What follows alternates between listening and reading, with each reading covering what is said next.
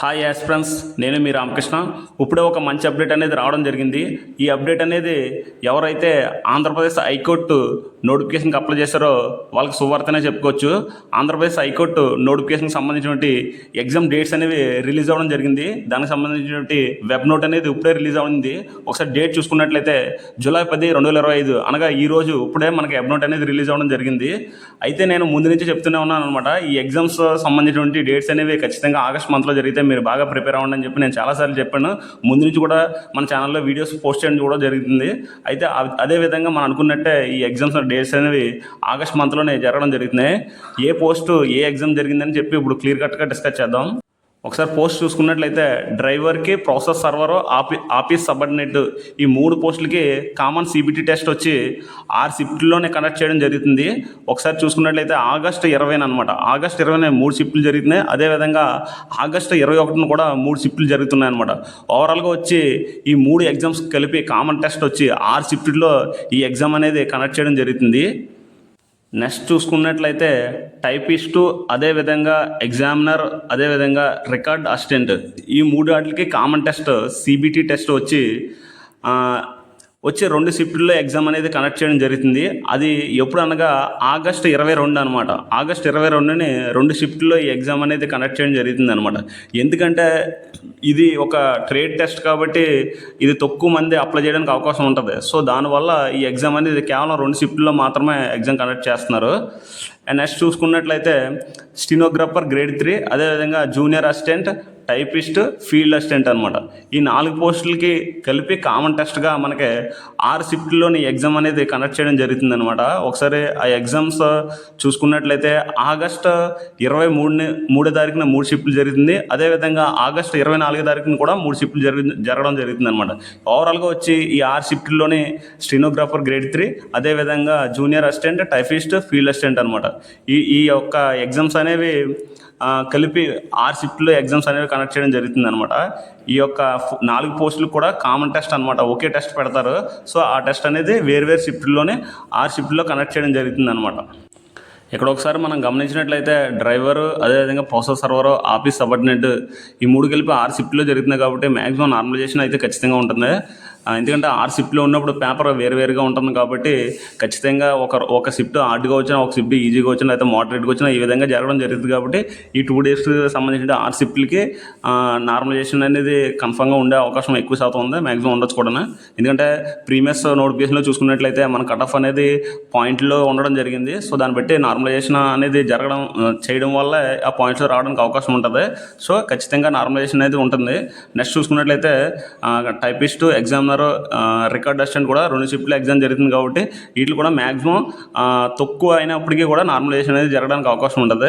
And next చూసుకున్నట్లయితే stenographer grade 3, అదేవిధంగా junior assistant and typist and field assistant, ఈ 4 వాటికి కలిపి కామన్ టెస్ట్ ఒకటే కాబట్టి ఇది కూడా 6 షిఫ్ట్లో ఎగ్జామ్ కండక్ట్ చేస్తున్నారు కాబట్టి మ్యాక్సిమం దీనికి కూడా ఈ యొక్క నార్మలైజేషన్ జరగడానికి అవకాశం ఉంది. ఎందుకంటే 6 షిఫ్ట్లు అనుకున్నప్పుడు వేరే షిఫ్ట్లు కాబట్టి పేపర్ అనేది కొద్దిగా డిఫరెంట్ ఉంటుంది అనమాట. సో మోడరేట్ ఉండొచ్చు, ఒకటి ఈజీ ఉండొచ్చు, లేదా ఒకటి బాగా హార్డ్ కూడా ఉండొచ్చు అనమాట.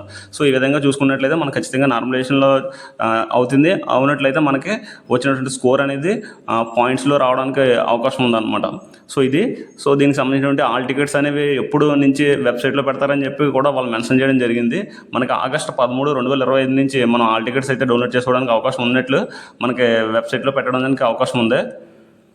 ఈ నోటిఫికేషన్ సంబంధించినటువంటి కొన్ని పోస్టులకి మన ఛానల్లోనే కటప్ ప్రీవియస్ ఇయర్ నోటిఫికేషన్ యొక్క కటప్ ఏ విధంగా ఉందని చెప్పి ఎక్స్ప్లెయిన్ చేయడం జరిగింది. ఎందుకంటే ఈ నోటిఫికేషన్లో కటప్ అంటూ ప్రత్యేకించి ఏముండదు. మనకి యొక్క మెరిట్ లిస్ట్లోనే మనం అంచనాగా చూసుకున్నట్లయితే మనకి ఎన్ని మార్క్స్కి మన మెరిట్ లిస్ట్లో ఉండడానికి అవకాశం ఉన్నదనేది క్లియర్ కట్గా వివరించడానికి అవకాశం ఉంటుంది. ఆ విధంగానే నేను అయితే ఈ ప్రీవియస్ కటప్ ఏ విధంగా ఉండొచ్చు అని చెప్పి ఎక్స్ప్లెయిన్ చేశాను. అదేవిధంగా ప్రజెంట్ ఇప్పుడు నోటిఫికేషన్ కటప్ ఎన్ని మార్క్స్ వస్తే మనం ఈ పోస్ట్కి క్లియర్ చేయవచ్చు అని చెప్పి కూడా నేను ఆ వీడియోలో ఎక్స్ప్లెయిన్ చేయడం జరిగింది. మీరు ఒకసారి ఆ వీడియో చూసుకున్నట్లయితే మీకంటూ ఒక క్లారిటీ రావడానికి అవకాశం ఉంటుంది. సో ఎన్ని మార్క్స్ వచ్చినట్లయితే మనం రేస్లో ఉండొచ్చు, ఇన్ని మార్క్స్ వచ్చినట్లయితే మనకు పోస్ట్ రావచ్చు అని చెప్పి మీకంటూ ఒక ఐడియా వస్తుంది. అదేవిధంగా నేను ఈ ప్రాసెస్ సర్వర్ కానీ, ఆఫీస్ సబార్డినేట్ కానీ, డ్రైవర్ కానీ ఈ పోస్ట్కి సంబంధించినటువంటి ఎగ్జామ్ సిలబస్ ఏంటి, ఏ విధంగా క్వశ్చన్స్ రావడానికి అవకాశం ఉందని చెప్పి నేను ఎక్స్ప్లెయిన్ చేయడం జరిగింది. సిలబస్ కూడా నేను ఎక్స్ప్లెయిన్ చేశాను, ఎగ్జామ్ ప్యాటర్న్ కూడా ఎక్స్ప్లెయిన్ చేశాను. సో ఆ వీడియోస్ కూడా మీరు చూడండి ఒకసారి. మీకు కూడా నెక్స్ట్ ఏదైనా సరే డౌట్స్ ఉన్నట్లయితే కామెంట్ చేయండి. ఆ డౌట్స్ నేను ఎక్స్ప్లెయిన్ చేయడానికి అవకాశం ఉంటుంది. మనం ముందుగా ఒకసారి సిలబస్ అనేది ఎగ్జామ్ ప్యాటర్న్ ఒకసారి చూసుకున్నట్లయితే డ్రైవరు, అదేవిధంగా ప్రాసెస్ సర్వర్ మరియు ఆఫీస్ సబార్డినేట్కి సంబంధించినటువంటి ఎగ్జామ్ అనేది 80 మార్కులు కండక్ట్ చేయడం జరుగుతుంది. మనకి ఓవరాల్ వచ్చి 80 క్వశ్చన్స్ అనేవి రావడం జరుగుతుంది. టైం చూసుకున్నట్లయితే 90 నిమిషాలు ఇస్తారు. 90 మినిట్స్ అనేది టైం ఇవ్వడం జరుగుతుంది.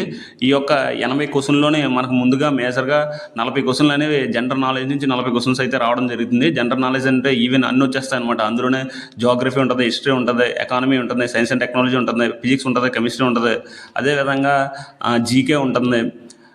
ఈ type of general knowledge, general awareness అంతా మేజర్లీ కరెంట్ అఫైర్స్ అనమాట. Current affairs in Andhra Pradesh current affairs, అదేవిధంగా ఇండియన్ కరెంట్ అఫైర్స్ అనమాట. మేజర్గా జనరల్ నాలెడ్జ్లో ఎక్కువ క్వశ్చన్స్ అడగడానికి అవకాశం ఉండే సబ్జెక్ట్ ఏదైనా ఉండేటైతే కరెంట్ అఫైర్స్ అనమాట. కరెంట్ అఫైర్స్ అనేవి మనం మేజర్గా చూసుకున్నట్లయితే 2025 ఓవరాల్ ఇప్పుడు వరకు జరిగిందంతా 2025 కవర్ చేసినట్లయితే మ్యాక్సిమం సరిపోద్దని నేను అనుకుంటున్నాను. ఎందుకంటే 2025 జనవరి నుంచి ఈవెన్ జూన్ వరకు ఆల్మోస్ట్ కంప్లీట్ చేసుకున్నట్లయితే, లేదా జూలై వరకు ఆల్మోస్ట్ కంప్లీట్ చేసినట్లయితే జూలై వరకు సరిపోద్ది. 2025 జూన్ నుంచి జూలై వరకు మనం క్లియర్గా చదువుకున్నట్లయితే మ్యాక్సిమం నెంబర్ ఆఫ్ క్వశ్చన్స్ అనేవి ఇందులోంచి రావడానికి అవకాశం ఉంటుంది. కరెంట్ అఫైర్స్ అనేది చాలా ఇంపార్టెంట్. ఈవెన్ 15 పైక్స్లకి కరెంట్ అఫైర్స్ అడగడానికి అవకాశం ఉంటుంది. సో కరెంట్ అఫైర్స్ మనం బాగా కవర్ చేయాలి. అదేవిధంగా నెక్స్ట్ చూసుకున్నట్లయితే 10 మార్కులు అనేవి మనకి జనరల్ ఇంగ్లీష్ కూడా ఉండడం జరుగుతుంది. జనరల్ ఇంగ్లీష్ అంటే మీకు తెలిసిందే, సినోనిమ్స్, యాంటోనిమ్స్, ఈ టైప్ ఆఫ్ క్వశ్చన్స్, అదేవిధంగా స్పెల్లింగ్ ఎర్రర్స్, ఇలాగా మనకి ఒక 10 క్వశ్చన్స్ అడగడానికి అవకాశం ఉంటుంది. అదేవిధంగా ఇంకా 30 క్వశ్చన్స్ వచ్చినట్లయితే మనకి రీజనింగ్ అండ్ ఇంటెలిజెన్స్ అనమాట. రీజనింగ్ సంబంధించినటువంటి నాన్ వెర్బల్ రీజనింగ్, అదేవిధంగా మిర్రర్ ఇమేజెస్, ఈ blood relations, coding and decoding, number series. So majorly కొన్ని టాపిక్స్ నుంచి ఎక్కువ క్వశ్చన్స్ రావడానికి అవకాశం ఉంది. నేను వీడియో కూడా చేశాను దానికి సంబంధించి, అది ఒకసారి మీరు చూసుకున్నట్లయితే మీకంటూ క్లారిటీ వస్తుంది. సో ఇది మేజర్లో నేను ఎక్స్ప్లెయిన్ చేసింది ఏంటంటే ప్రాసెస్ సర్వర్, ఆఫీస్ సబార్డినేట్, డ్రైవర్కి సంబంధించిన టెస్ట్. ఒకసారి మనం జూనియర్ అసిస్టెంట్ చూసుకున్నట్లయితే, జూనియర్ అసిస్టెంట్కి వచ్చి సేమ్ చూసుకున్నట్లయితే అది కూడా 80 క్వశ్చన్స్ రావడం జరుగుతుంది. 80 మార్కులు, 80 మార్క్స్. టైం చూసుకున్నట్లయితే 90 నిమిషాలు అనమాట. ఈ జూనియర్ అసిస్టెంట్లోనే 80 మార్కుల్లోనే మేజర్గా 40 మార్కులు వచ్చి మనకి సేమ్ ఈ యొక్క process server, office subordinate syllabus లాగా జనరల్ నాలెడ్జ్ అనేది ఉంటుంది. కాకపోతే దాని మీద ఇక్కడ డిగ్రీ క్వాలిఫికేషన్ కాబట్టి జూనియర్ అసిస్టెంట్ కొంచెం డెప్త్గా ఉండడానికి అవకాశం ఉంటుంది. సో దాన్ని బట్టి మనం బాగా ప్రిపేర్ అవుతే సరిపోద్ది అనమాట. జనరల్ నాలెడ్జ్ కొంచెం డిగ్రీ లెవెల్లో ప్రిపేర్ అవుతున్నట్లయితే సరిపోతుంది. ఇంకా 40 మార్కులు వచ్చి జనరల్ ఇంగ్లీష్ అనమాట.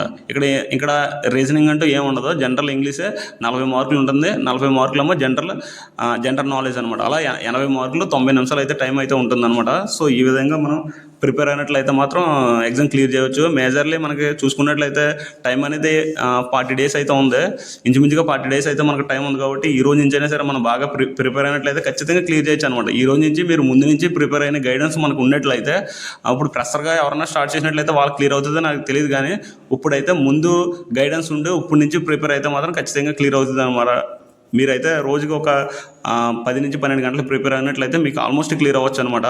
సో ప్రాసెస్ సర్వర్కి లేదా ఆఫీస్ సబార్డినేట్కి అనేది కొంచెం ఈజీగా ఉండడానికి అవకాశం ఉంటుంది. మీరు మరీ డెప్త్కి చదవాల్సిన అవసరం లేదు. 10th క్లాస్ లెవెల్లో చూసుకున్నట్లయితే 10th స్టాండర్డ్ లెవెల్లోనే క్వశ్చన్స్ అయితే అడగడానికి అవకాశం ఉంటుంది. రీసెంట్గా తెలంగాణలో ప్రాసెస్ సర్వర్ క్వశ్చన్స్ చూసుకున్నట్లయితే సేమ్ కొంచెం ఈజీగానే ఉన్నాయి. రీసెంట్గా ఏవైతే అపార్ట్మెంట్ అవేయో వాటికి సంబంధించిన అప్డేట్స్, నియామకాలు, ఈ కరెంట్ అఫైర్స్ నుంచి ఎక్కువ ఆడడానికి అవకాశం ఉంది. సో ఈ విధంగా చదువుకోండి ఫ్రెండ్స్. ఇది ఈరోజు టాపిక్. జై హింద్, జై భారత్.